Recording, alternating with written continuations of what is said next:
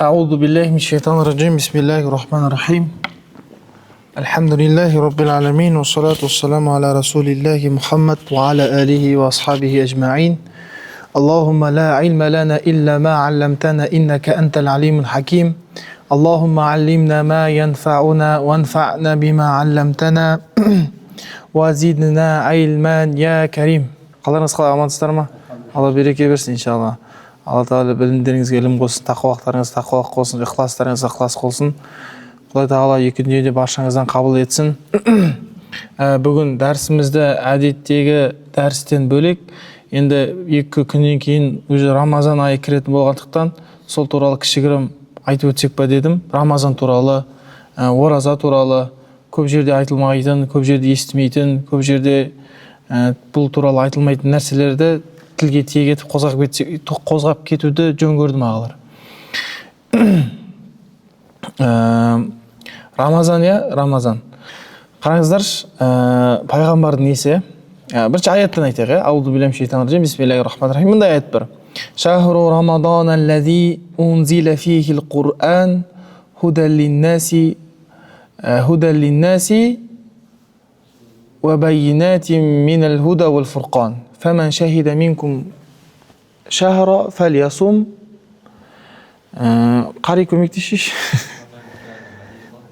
سفر فعدة من أيام أخر يريد الله بكم اليسر ولا يريد بكم العسر ولتكمل العدة ولتكبروا الله على ما هداكم ولعلكم تتقون لعلكم تشكرون. Сосын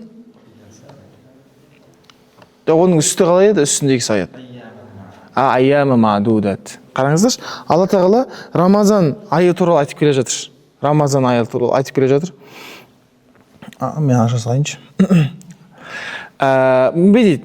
Я айуалладина аману кутиба алейкумус сиям. Иман қылғандар сіздерге ораза парыз етілді, бұған дейінгі қауымға парыз етілгендей. И Алла Тағала бұл жерде оразаны ұстауының даналығын бірден түсіндіріп кетеді, хикметі. Не үшін ораза ұстаймыз деген кезде лааллакум таттақун. Лааллакум таттақун деген тақуалыққа жету бұл. Тақуалыққа жету дегеннің өзіне ғалымдардың әртүрлі тәпсірі бар, иншалла қазір айтамыз. Бірақ мен айтайын деген мынау. Айяма мадудат дейді Алла Тағала. Ораза айын, Рамазан айын айяма мадудат. Айяма мадудат деген, құрметті бауырлар, бұл санаулы күндер деген сөз. Айяма мадудат деген санаулы күндер деген сөз. Білесіздер ме неге бұл айту маңызды болды? Санаулы күндер деп.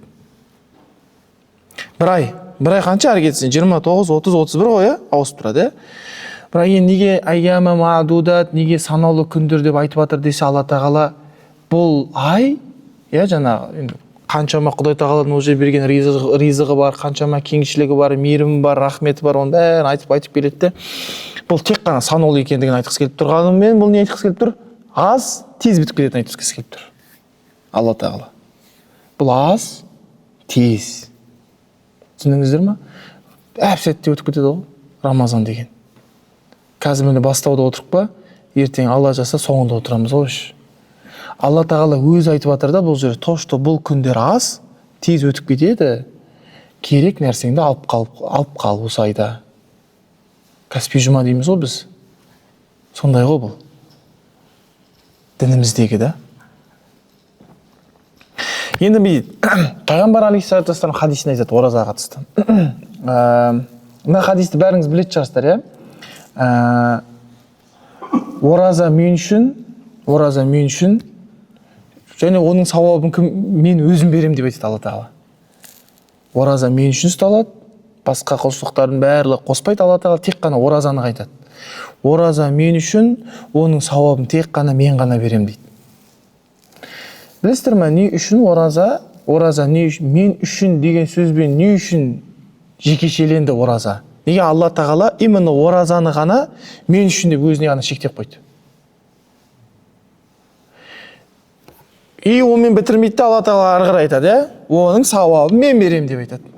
Басқасын кім береді? Намаз оқысаң да, садақа қылсаң да, зекет қылсаң да, бәрін сауабын беретін Құдай Тағала ғой негізі. Бірақ неге бұл жерде сауабын мен берем деп айтты? Деген кезде ғалымдар түсіндіреді екен. Аллахумма салли ва саллим Muhammed.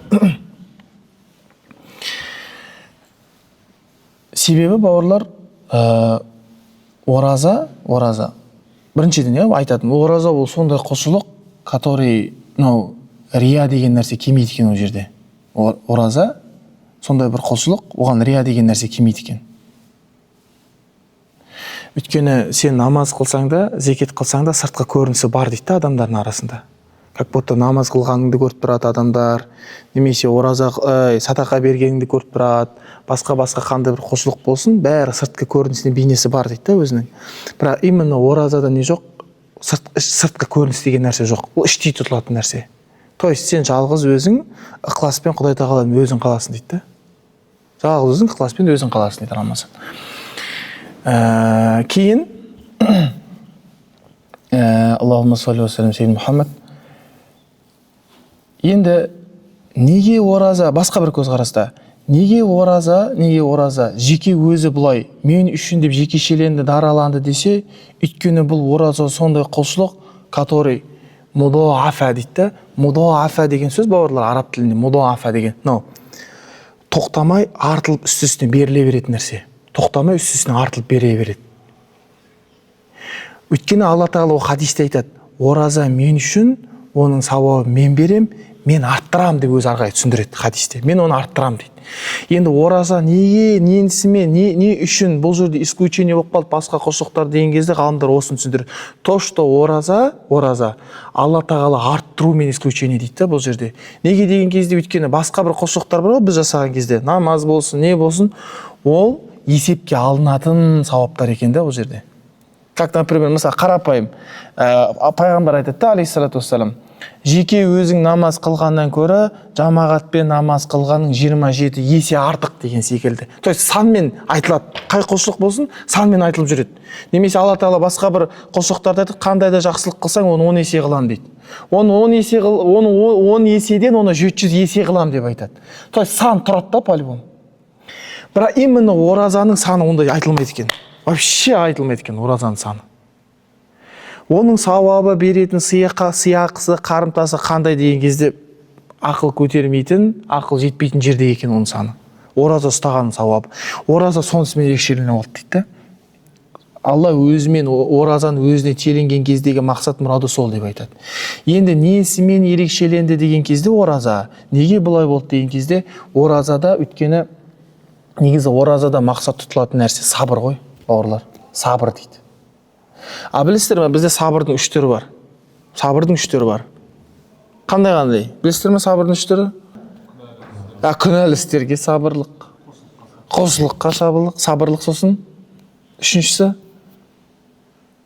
кәдімгі күндегі қиындыққа, сынаққа, ауыртпашылыққа сабырлық қой. Ал енді ораза несімен исключение болды дегенсек, осынысымен дейді. Өйткені бұл жерде 3 нәрсенің үшеуі де бар. Үшеуі де бар дейді оразада. Алла Тағала бұны өзіне шектеп қоюдың себебі осы да дейді. Өйткені біз білеміз, Алла Тағала айтады, Алла Тағала именно сабырлыларға келген кезде, сабырлыларды айтқан кезде Алла Тағала Құранда иннамас сабирина юаффа уджурахум биғайри хисаб дейді. Сабырлар өздерінің сауабын, қарымтасын алады, есепсіз деп келеді. Именно есепсіз деген сөз ол сабырларға келеді. Ал оразада осы сабырлы деген нәрсе бар дейді. Яғни кейбір ғалымдар айтқан, осы Құрандағы осы жерде сабырлар кім деген кезде сол жаңағы ораза ұстап жүріп сабыр еткендер дейді. Түсіндіңіздер ме? Енді бұл хадистің сөз жалғасына келеді. Хадис жалғасады. Хадисте жалғасады. Енді риуаяттар әртүрлі, бірақ имам Бұхариде, Алла рахмасын, соның жалғасына былай келеді. Бұл ораза сондай амал, оның ешқандай кафараты жоқ дейді одан кейін. Амал ешқандай кафараты жоқ дейді. Бұл қалай деген кезде түсіндіреді. Кафараты жоқ деген не деген кезде байқайсыздар ма? Мына пайғамбар алейхиссалату вассаламның хадисі бар. Қиямет күні муфлистер болады дейді. Қиямет күні муфлистер. Муфлистер деген кімдер деген кезде бұл банкрот. Тіке аударсаң банкрот. Бұл қалай банкротқа ұшыраған? Бұл жаңағы өзінің пайғамбар хадисіне келеді сөйтіп. өзінің амалдарын бар ғой, амалдарын. Мысалы, біреудің ала жібін аттаған, біреудің бір нәрсесін жеген, біреудің ақысына кірген, біреуді ғайбаттаған, біреуді сөйткен. Сондай адамды Алла пайғамбар алейхиссалату вассалам муфлис деп айтады, банкротқа ұшыраған. Неге? Өйткені сол ана өзінің дүниеде жасақ болған, біреуде кетіп қалған ақысын жабу үшін өзінің амалдарынан береді да анаған. Намазынан береді, садақасынан береді, зекетінен береді, анадан береді, мынадан береді. Пайғамбар алейхиссалату вассалам өзі тізіп айтады нелерден беретінін. Намаздарынан пайда болған сауаптан береді, зекеттерінен, садақаларынан берген сауаптарды береді деп айтады да. Бірақ білесіздер ме, бұл хадисте нені айтпайды? Оразаны айтпайды екен. Оразаның сауаптарын беру деген нәрсе жоқ дейді да. Өйткені хадистің жоғарыда не деп айтты жаңағы? Ораза мен үшін, оны мен өтейін деді Алла тағала. Как будто ол до того степени Алла үшін болып қойған, до того сен ерте қияметте, Алла сақтасын, сондай жағдайға түссең, сен оразаңнан бергіздірмейді екен Алла тағала. Өйткені ол тек қана Аллаға ғана шектеліп қалған дейді да, болды. Аллаға ғана шектеліп қалған, Алла өзі ғана береді, болды. Оразадан сұралса Алла тағала өзі тұрып бергіздірмейді екен ондай нәрсені. Өйткені ол тек қана Аллаға ғана арналып қалған нәрсе дейді да, болды. Ал намаздан ба ала бер, зекетінен ба ала бер, садақасынан ба ала бер, солай айтылады дейді, қиямет күні ана адамға. Бірақ именно оразадан берілмейді екен, бауырлар. Түсіндіңіздер ме? Сол үшін кім айтады? Ибн Хаджар ал-Асқалани деген ғалым бар, Алла рахмын алсын, түсіндіреді. Неге, ол басқаша ой айтады. Не үшін ораза Алла тағала жеке өзіне дараланып қалды деген кезде, өйткені қараңыздаршы дейді, оразада адам сондай бір сипатпен сипатталады, который Алла сол сипатпен сипатталатын дейді. Ол қандай сипат деген кезде ішіп жеуді айтады. Өйткені Құдай тағаламыз ішіп жемейді дейді. Құдай тағаламыз ішіп жемейді, қатынасқа түспейді. Ораза несімен енді Құдай жаңағы құлға Алла тағала өзіне телінде деген кезде осыны айтады дейді Ибн Хаджар. То, что ол. Сен де Құдайдың сипатпен сипатталасың дейді. Ішпейсің, жемейсің, етпейсің. Түспейсің. Деп түсіндіреді. Аллахумма салли ва саллим саййид Мұхаммад. Бұл енді пайғамбар алейхиссалату вассалам, жалпы пайғамбар алейхиссалату вассалам сипаты бар, жауамиул калим дейді. Жауамиул калим деген бұл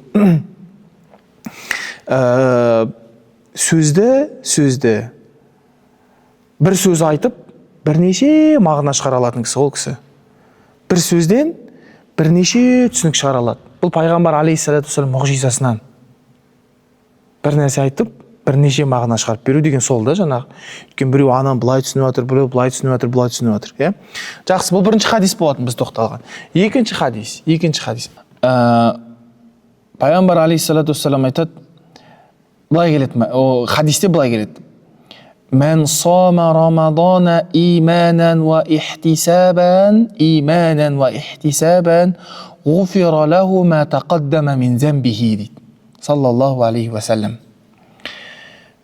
Кімде-кім ораза ұстаса, иманмен, ихтисабан деген есеп қисаппен, оның өткен күнәларын бәрі кешіріледі дейді.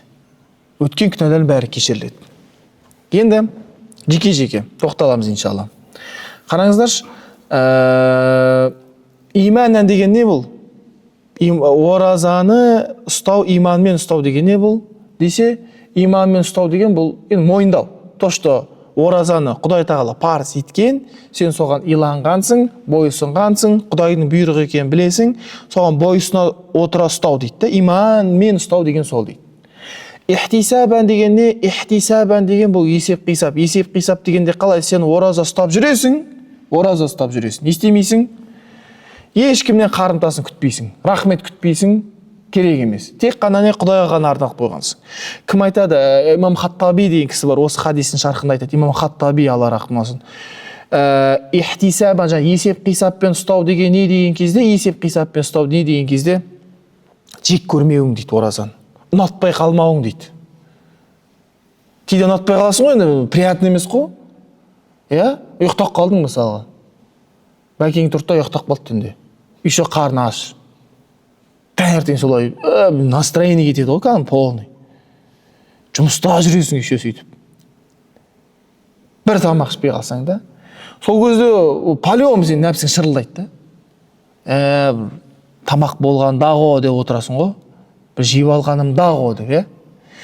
Сол Ибн Хаттаби айтады, ихтисабан деген не? Қараңызшы, ана бәрі неге әсер етеді? Сіздің келешекте, анау қазір айтып жатқан хадистің алдына келетін, сенің өткен күнәңнің барлығына кешірілуіне әсер ететін нәрселер да. Не істеуі? То, что сен жек көрмей ұстауың дейді да, Ибн Хаттаби. Сосын не? Тез бітуін қаламай ұстауың дейді. Болады ғой кейде, қанша қалды, аз қалды, күтесің, кейде, күтесің, ол бәрімізде болады, күтесің кейде. Өйткені білесіздер ме, анау ішіп жеу деген басына саған бір 2-3 күн сынақ болады, бірақ қалған күндері сен үшін мейрам болып кетеді, керісінше ол. Әдет ауысып кетеді.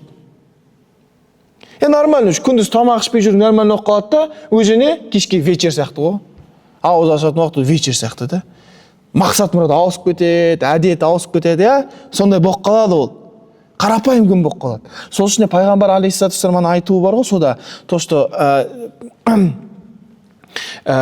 ораза ұстап, жан дүниесі тазармай шыққан адам, оның тек қана қарны аш болғаны, түкке керек емес дейді, пайғамбар алейхиссалату вассалам. Түкке керек емес дейді ол. Неге түкке керек емес? Неге ол қарны ашып жүрген приятный емес қой деген кезде, жоқ, приятный оқып қалады екен ол саған ертең. Приятный оқып қалады ертең. Әрі кетсе 4 күн, 5 күн ол қарны ашып жүрген нормально оқып қалады ол саған өш. Керісінше кешкі уақытта сөйтіп бәрі тамақ күшті, за столом, әдемі тамақ, самса, манты жеп отқан приятный оқып қалады дейді да, керісінше. Ал ол түк пайда бермейді деп жатыр да пайғамбар алейхиссалату вассалам. Соны имам Хаттаби айтады, жаңа аз тез бітуін қаламау дейді. Ихтисабан деген жаңа өзіңді есеп-қисап қалып отыру деген сол дейді да. Енді пайғамбар айтады алейхиссалату вассалам, мен сома рамадан. Сома деген ораза тұтса деген сөз бауырлар. Рамадана деген не? Рамазан айы. Қараңыздаршы. Неге пайғамбар алейхиссалату вассалам Рамазан айы деп айту маңызды болды дейді. Неге бір күнді айтпады? Мысалы, бүйтіп айтса болар еді пайғамбар алейхиссалату вассалам. Ораза айының бір күнін тұтса деген сияқты, немесе 30 күні бойы тұтып шықса деп айтса болар еді ғой. Неге Рамазан деп айтты? Өйткені Рамазан деген бұл не, бауырлар? Не Рамазан деген? Ай ғой? Айдың атауы. Ай қашан ай болады? Бір ай қашан болады? 30 күн. Әр кетсе 30 күн дейікші енді, 30 күн. Енді қараңыздаршы, пайғамбар айтса болар еді, 30 күн бойы тұтса деп. Немесе айдың өзін айтса болады, бір ай деп. Немесе күнді айтса болар еді, немесе бір тәулікті де айтса болар еді. Бірақ пайғамбар алейхиссалату вассалам Рамадан деп айту не үшін маңызды болды? Білесіздер ме? Саллаллаху алейхи уассалам. Бұл барлығы манағына қайтады. Жауами ол калим. Пайғамбар алейхиссалату вассалам бір сөзбен бірнеше мағына жеткізе алуы. Өйткені қараңыздаршы, сенің өткен күнәларың барлықтай кешірілу үшін сен жаңа айттық қой, қалай тұтса деді Рамазанды? Иманмен және есеп-қисап ала отыра тұтса деген нәрсе. То, что пайғамбар Рамаданның оразасын сөйтіп тұтылу дегені, сен чтобы 30 күн бойы, бір ай бойы сөйтіп жүру керексің да. Сіздер бір ай бойы сөйтіп жүру керек. Сен не істеуің үшін? Күнәң кешірілу үшін. 5 күн емес, 6 күн емес, кейде өзіміз бір күндік амалды сөйтіп жасап қоямыз да мәз болып қаламыз, Бүгін кеше кішкене серьезно тұттым оразаны, бүгін сәл өзім нәпсіме жеңіл қылайын. Болады. Кеше барып келдім таравихқа, бүгін қылмай-ақ қояйын. Кеше тахаджуд оқыдым, бүгін оқымай-ақ қояйын деген сияқты. Кеше садақа бердім, бүгін бермей-ақ қояйын деген нәрсе емес дейді. Өйткені пайғамбар Рамазанды ораза тұту деп Рамазанды айтуы сол дейді. Чтобы сен бір ай бойы сөйтіп жүру керексің. Бір ай бойы сол нәрсені сақтап қалу дейді. Өйткені бір күн немесе күндер деп айтатын болса, манағы түсінік шығады. Бір күн кішкене серьезно ораза ұстайсың да, екінші күні сәл салғырттау ораза ұстайсың. Үшінші күні қайттан есің жиясың, төртінші күні қайттан серьезно ораза. Сөйтіп жүрмей қалмас үшін дейді сені. Саллаллаху алейхи уассалам. Демек, мен сома Рамаданан түсіндік. Рамадана деген түсіндік. Рамадан деген сол. Иманан деген түсіндік. Илана отыра. Құдайдың бұйрығы екен, соған иман ете отыра. Ихтисабан деген жаңа есеп-қисап ала отыра. То, что сауабын тек қана Алла күту. Ғуфира лаху ма тақаддама мин замбихи. күнәларын барлық кешіріледі. Қараңыздар, бұл үлкен сыйақы. Үлкен сыйақы. Себебі білесіздер, мысалға біз білеміз, мынаны білеміз. Аллахумма салли ва саллим ва барик аля саййидина Мухаммадна ғалымдар тәпсірлейді. Мулла Али Қари секілді мынандай нелер бар, хадистер бар. Мысалға, екі умраның арасына жасаған күнәлар не болады дейді? Кафарат болады дейді. Бір умра мен екінші бір умраның арасына жасаған күнәлар кафарат болады дейді. Үшіншісіне барсаңыз, мына екеуінің арасы кафарат. Мынаған барсаңыз, мына екеуінің кафарат деген хадистер бар, Немесе жұмада оққан екі жұманың арасы не? Кафарат деп айтады, Білесіздер ме, бірақ бұл қандай күнәларға кафарат? Кіші күнәларға. Ама оразанык ондай емес екен. Иншалла. Оразанык ондай емес.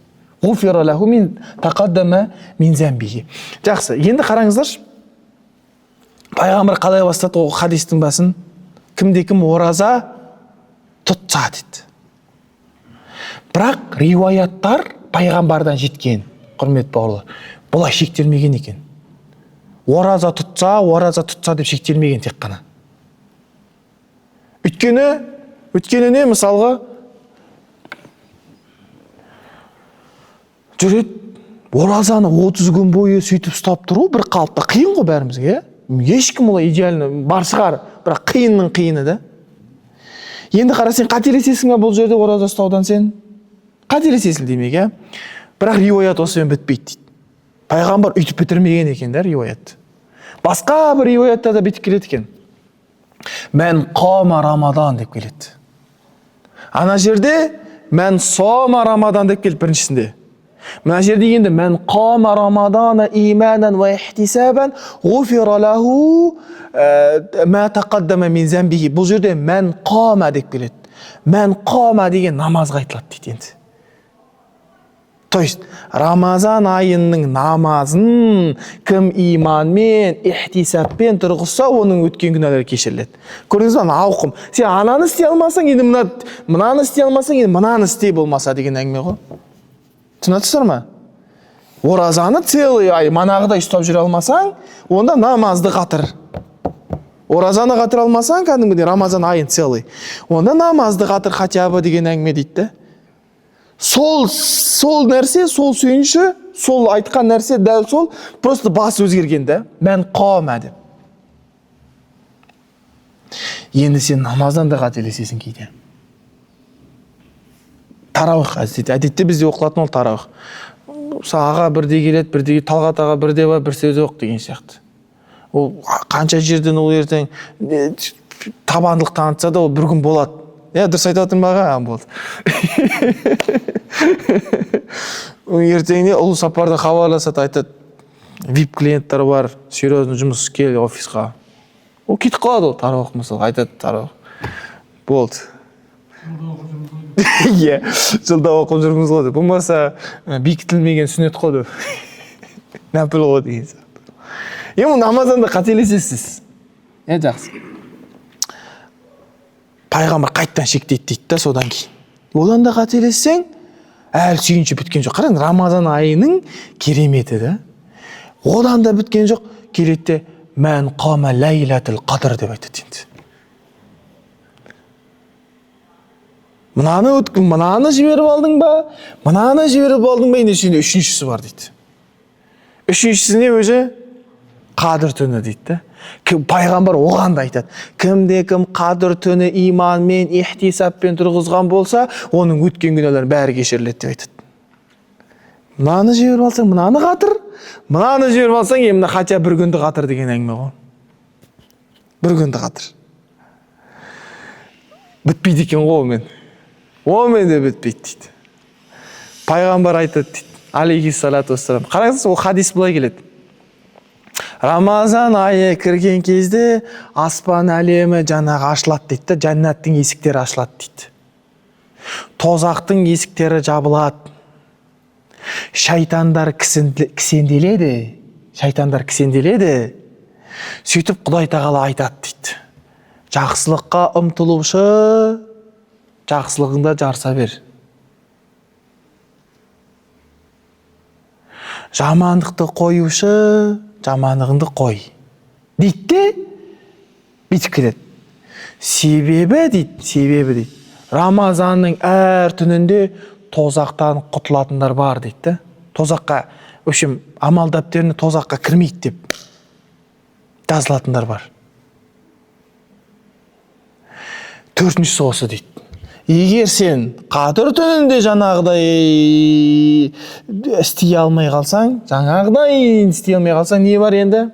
Онда біліп қой, әр түнде тозақтан құтылатын құлдар бар Алла тағаладан. Тозаққа кірмеу шешілетін құлдар бар дейді. Бұл міне не екен бауырлар? Аллахумма салли ва саллим аля саййидина Мұхаммад. Алла тағала Рамазанға беріп қойған осындай кеңшілігінен, мейірімінен. Мынадан мақұрым қалса, сол үшін де пайғамбар алейхиссалату вассаламның несінде бар да, хадисте келеді. Бұл да пайғамбардың жаңағы жауамиул калимде бір сөзбен бірнеше мағына жеткізе алуда.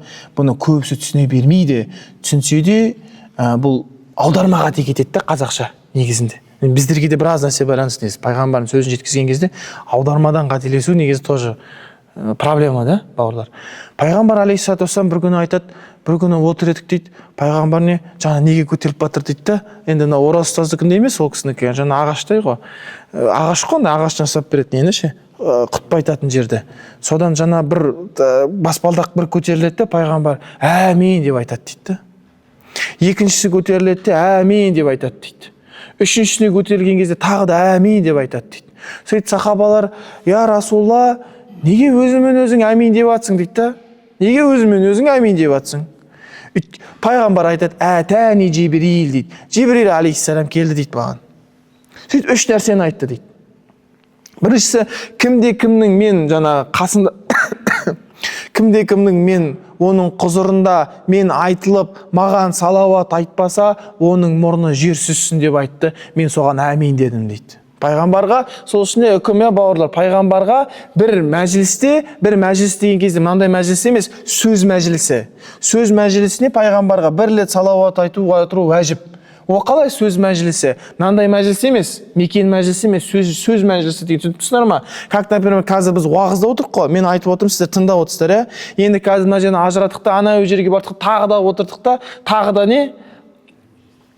Пайғамбарды айтылған кезде қайттан уәжіптік келеді басыңызға. Бұл мынандай емес, мекендік емес. Қазір мен тұрып, мына жерге келіп, мына жермен тағы біреумен тұрып, күте тұрыңыздаршы уағызда деп, бір кісімен отырып алып, бір әңгіме айтып жатырмын, мысалы, сол же пайғамбар айтқан болса, қайттан маған айту уәжіп болады. Мен айтпаймын, бір мәжілісте отырдым, жаңа айтып қойдым. Бір жерде отырдым, айтып қойдым деп айтпаймын. Түсіндіңіздер ме?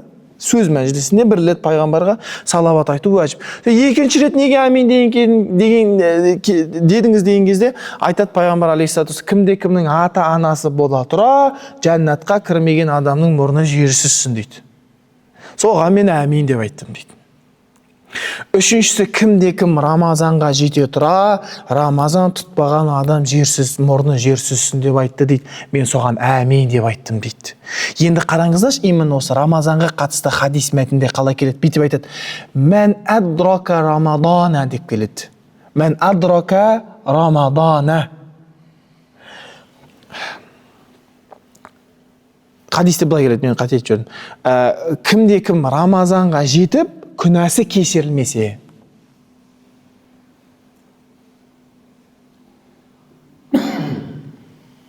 соның мұрны жер сүзсін деп айтты. Мен әмин деп айттым дейді. Енді ғалымдар айтады, пайғамбар алейхиссалату вассаламның хадистегі сөзді қалай қолданғанына қараңыздар дейді. Мән әдрака Рамадан. Әдрака Рамадан деген бұл Рамазанға жетсе деген сөз бауырлар. Рамазанға жетсе. Кімде-кім Рамазанға жетсе, күнәсі не істелмесе, кешірілмесе, мұрны жер сүзсін.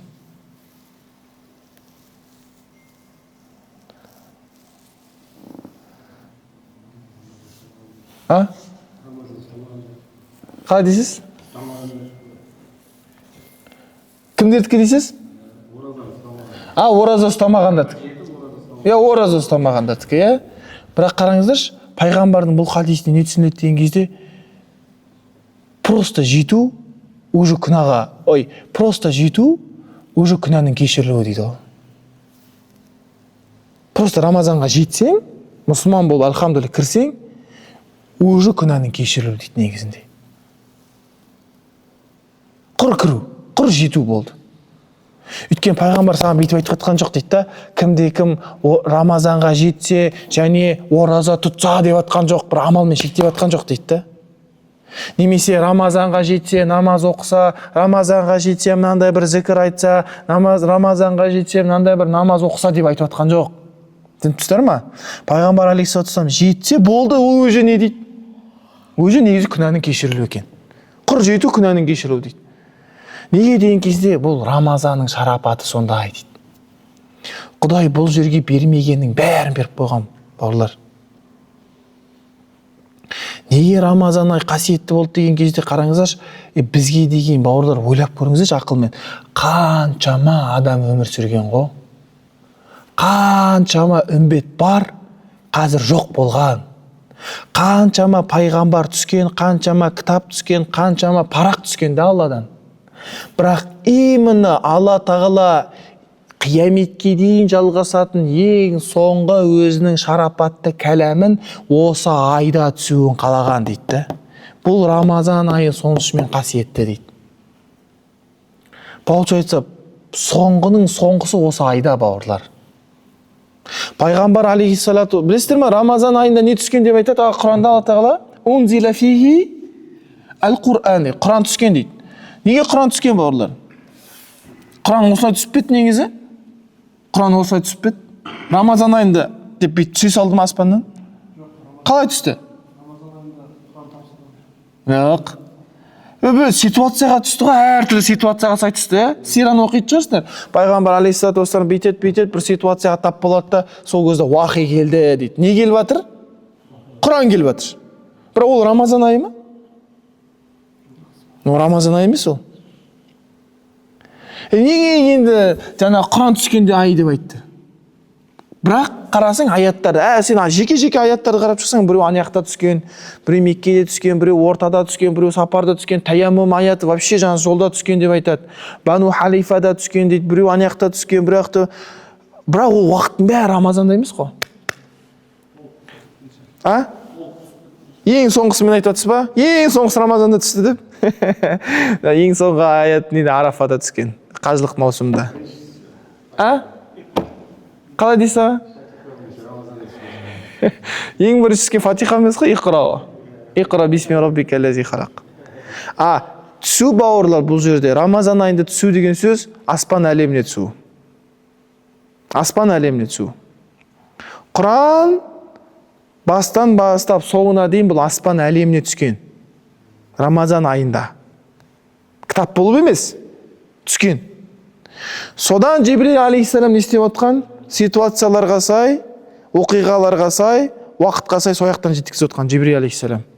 Жибрил алейхиссалам прямой Аллаға бара алмайды ол. Алла тағала осы жерде не айтып жүресіз, мына жерде қазір қалай не айтайын деген әңгіме емес. Жақсы, ондай әңгіме емес. Сол жақтан келіп көшіріп отқан Жибрил алейхиссалам. Түсіндіңіздер ме? Енді мен не айтып отырмын жаңа Аллахумма салли ва саллим сейдина Мұхаммад. Сол үшін қараңыздаршы. Рамазан айы келген кезінде сахабалардың, ғалымдардың сүннеті, пайғамбар қалай Рамазан айында тек қана Құранмен отырды, дәл сол сүннетті әкелген. Сол сүннет жасаған. Тіпті ілім мәжлісін тоқтатқан деп айтады.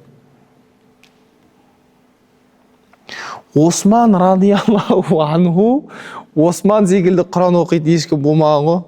Осман радиаллаху анху бір түнде Құранды полный оқып бітіртпейтін болған. Бір түнде, бір пара деп атқан жоқпын мен аға, бір пара емес. Құранды бір түнде бітіріп тастайтын болған, басынан бастап соңына дейін. Фатихадан бастап Насқа дейін оқып бітіртпейтін болған. Осман радиаллаху, Рамазан айында. Одан кейін кім келеді білесіз ба гонкада? Одан кейін Абдулла ибн Масғуд келеді екен, радиаллаху анху. Абдулла ибн Масғуд 3 күнде бітіретін болған. Әр 3 күн сайын бітіретін болған. Кім? Абдулла ибн Аббас, қателеспесем. Абдулла ибн Аббас 8 күнде бітіретін болған, радиаллаху анху, Құранды. Қарады, Османның не деген дәреже деймде, бір түнде отырып Құранды бітіртпейтін болған ғой. Абу Ханифа, мысалы, рахимахулла, күндіз біреу, кешке біреу. 30 күнде 60 хатым саған ғой. 60 рет Құранды басынан бастап оқып шығу. Бұл неге дегеніңізде бұл пайғамбардың сүннетінен бауырлар. Өйткені пайғамбар алейхиссалату уассалам риуаяттарда жетеді, ақырғы күндерін Рамазан айында Жибрил алейхиссалам түсіп, Жибрил алейхиссалам көп тапсыратын болған аяттарды. Құранды бастан бастап соңына дейін пайғамбар алейхиссалату уассалам тапсырып шығатын болған Жибрил алейхиссаламға. Біз ондайды көп көрмедік дейді. Бірақ именно Рамазан айында, уже соңғы Рамазанда тіпті көп тапсырды дейді пайғамбар. Бастан бастап, өлер шағы ғой. Үмбетке тасқа қашалғандай орнықты түрке керек та. Соңғы кезінде вообще көп тапсырды дейді пайғамбар алейхиссалату вассалам. Бастан бастап соңына дейін. Содан жеткен имам Мәлик. Имам Мәлик деген кім бұл? Имам Мәлик деген Алла рақымына алсын, бұл хадистің патшасы ғой бұл кісі. Хадистің патшасы. Хадистен тоқтамайтын болған ғой имам Мәлик. Муатта деген кітабы бар. Хадис, мәжлис, ілім мәжлисі күніге. Күніге имам Мәлик ілім мәжлистен ажырамайтын болған. Алла рахмет olsun. Бірақ именно дейді, Рамазан айы келген кезде имам Мәликті таппай қалатынбыз дейді ғой. Үйді кілтейтін, терезелерді қараңғылап жабатын, бәрін кілтейтін, ешкім мені шақырмасын сырттан, ешкім мені іздемесін. Тіпті хадис мәжлистерін көріп қалса қашатын дейді. Хадис ілім мәжлистерін көріп қалса қашып кететін дейді имам Мәлик.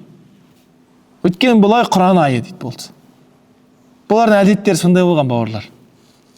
Бұлардың әдеттері сондай болған екен. Аллахумма салли ва саллим аля саййидина Мұхаммад.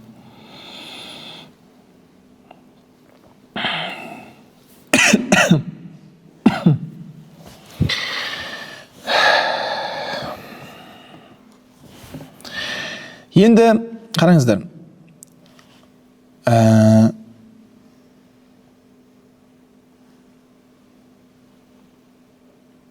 Этикафқа келейікші. Этикаф бар. Рамазанда неге жасалатын амал көп. Жаңа айттық, Құран бар дедік. Құран оқылу. Пайғамбарды айтады. Тіпті пайғамбар алейхиссалату уассалам біз Рамазандағыдай жомарт болғанын көрмедік дейді. Пайғамбар Рамазанда қатты жомарт болған. Сахабалар келіп, я Расулалла, ең жақсы садақа не деген кезде Рамазанда жасалған садақа деп айтады. Демек, садақасы да бар бұл жерде, Құраны да бар. Кешірім болып жатыр, анау болып жатыр, мынау болып жатыр, сен өзің тамақ ішпейсің, қосылмайсың, жемейсің, қарның уайымы кеткен, сен келе жатсың, ақырғы 10 күн бар. 10 күнде не бар бізде бауырлар? Этикаф бар. Соны түсіндіреді ғалымдар. Неге дейді, қараңыздаршы, этикаф именно Рамазан айында бар. И және этикаф, Аллахумма салли ва саллим саййидина Мұхаммад, неге соңғы 10 күнде? Не болып қалды? Даналық не дейді? Қадір түні. Нормально. Қадір түні де болуы мүмкін. Басқа. Себебі қараңыздаршы. Бұл пайғамбардың сүннетінен, этикаф деген білесіз бе барлықтарыңыз, Этикаф деген жаңағы білмейтіндер айта кетейін. Мешітте не істеуің, Құдай үшін қалуың болды. Әр күн сайын ниет етесің, этикафқа қаласың, шықпайсың ешқайда, тек қана мешітте жүресің, 5 уақыт осы жерде, бүткіл құлшылық не, артық сөз айтпайсың, тіпті бір дүние сөзін айтуда мәкрух ол жерде. Бейбар саған суды алып берші деп айту уже мәкрух ол жерде. Тек қана зікірмен жүретін жер ол этикаф деген. Енді қараңыздаршы, Құдайдың кереметі, даналығы, шариғаттың кереметі. Неге деген кезде қарашы, сіз жаңа немен кіресіз ғой, оразаға. Оразаға кіресіне жақсы көретін нәрселерің тиясың. Тамақ ішпейсің, су ішпейсің, қосылмайсың. 1 күн өтеді, 2 күн өтеді, 3 күн өтеді. Өзіңді жаңа иманан ва ихтисабан ұстап келе жатсың. Не істеп жатсың сен? Тәрбиеленіп жатсың. Құдай сен не істеп жатыр? тәрбиелеп жатыр, өзіне жақындатып жатыр, сені көтеріп жатыр. Енді уже соңғысына келген кезде, енді самый последний деген әңгіме ғой бұл. Бұл міндет емес ешкімге уәжіпті емес, парызда емес. Бірақ енді самый последний, енді мынаған шыдай аласың ба деген әңгіме ғой, короче. Сіздер ме, анадан тыйылдың, ішуден тыйылдың, жеуден тыйылдың, төсектен тыйылдың. Енді кәтсің, енді этикафқа кірумене уже вообще әдеттегі нәрседен тыйыласың енді. Тіпті не? Уже сөйлеудің оразасын ұстайсың. Сөйлемейсің біреуге. Манағыда айтып отырмын ба? Мама үйдегі не су ақты ма, кеше бұзылып тұрған еді деген әңгіме айтпайсың. Тіпті осының өзі айту уже макрух бұл жерде. Қалай папамдар қалай жақсы ма, кеше ана аяғы ауырып жүреді, маз жағып жүр ма аяғын, нормально оқып деген әңгіменің өзі макрух та бұл жерде. Макрухтығы бұлай тұрсын, сен әдетте жүре бересің үйде. Магазинге барасың, күнделік чарбаң жасайсың, көлікпен, уақыт өтсін деп тауға шығып келесің, бір жерде отыра тұрайық, бүйте тұрайық, кете береді, күнделікті движение, тіптен этикафта болмайды енді. Енді бұған да шыдай аласың ба деген әңгіме ғой. Тек қана мешітте ғана отыру болды. Анда да шықпайсың, мынанда да шықпайсың.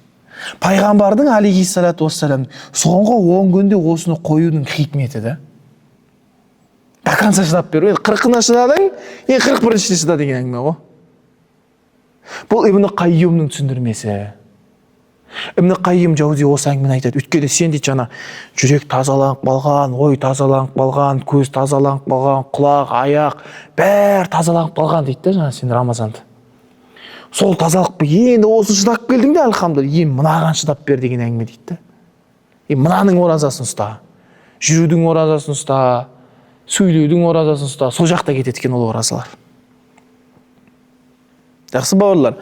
Сол үшін жаңа пайғамбар алейхиссалату уассалам айтқандай, Алла тағала баршамызды міне қанша бір күн қалды, уже арғы күн тарауих оқимыз уже. Ертең обычный құптан кетеді де уже не, тарауих иншалла. Алла тағала естіп білгендерімізге амал етуді нәсіп етсін. Алла тағала баршамызды Құдай өзінің құзырында ықыласты етсін бауырлар. Рамазанды иншалла Құдай тағала өзі разы болатындай, пайғамбар алейхиссалату уассалам шапағатына лайықты болатындай баршамызды ұстап шығу нәсіп етсін. Мен сіздерге айтар едім, бір-бірімізге дұға етіңіздер. Көбіне дұғада негізінде дұғаға обязательно біреуді қосыңыздар бауырлар. Именно Рамазанда мен өзімнің түсінгенімді, тәжірибемді алғаным, неге бір адамдар менен артық деген сұрақ қойдым да бір күні. Неге ол алда, неге ол артық, неге ол жақсы да? Ұстаздарым ғой енді, мен өзім ұстаздарым да. Вроде мен олардан жаспын, мен олардан 2 есе тірлік бітіру керек едім ғой негізі. Бірақ олай емес екен да. Олар артық нәрсе бітіріп жүреді. Сөйтіп мен мән беріп, неге десем, мен сұрағын тапқандай болдым жауаптың. Дұғаларында, обязательно дұғаларында мұсылман жұртқа, үмбетке, елге, жерге дұға қылып отырады екен. Мен содан ба дедім. Біздің мұсылмандардың көп қазір ғаплетте қалып қойған осы сияқты. Біреуге дұға етпей қалғанбыз. Елге, соның ішіне жерге, бейбітшілікке, ынтымаққа, татулыққа, бірлікке дұға етпейді екенбіз біз. Патшаға дұға етпейді екенбіз біз. Ету керек, патшаға ету керек. Ол түк жағымпаздық, анау деген әңгіме емес. Уаллахи ондай емес. Бірақ ету керек. Үмбет үшін, тыныштық үшін, бірлік үшін.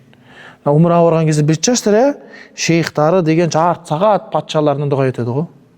Валиюл әмір, валиюл дәулә, халифамыз, патшамыз, амандық қыл, андай қыл, нандай қыл. Бізге сол жетпейді екен. Айтайын дегенім, біреуге, мен достарым, мен шаруам бәрінше, проблем бәрін сөйтіп шешкен екен ғой сөйтсем.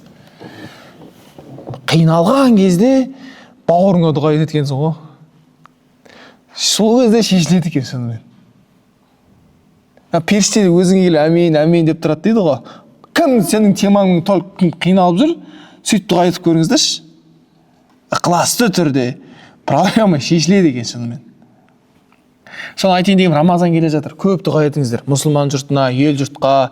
Айтайын дегенім, жаңа дінсіздер көбейіп барады, біздерге жаңағы тіл тығып жүргендер, дінімізді жамандап жатқандар, артқа тартып жүргендер, дін бұзарлар өте көбейіп батыр. Рамазан айында дініміз үшін, еліміз үшін, жеріміз үшін көптеп дұға етейік бауырлар. Алла тағала естіп білгендерімізді амал етуін нәсіп етсін.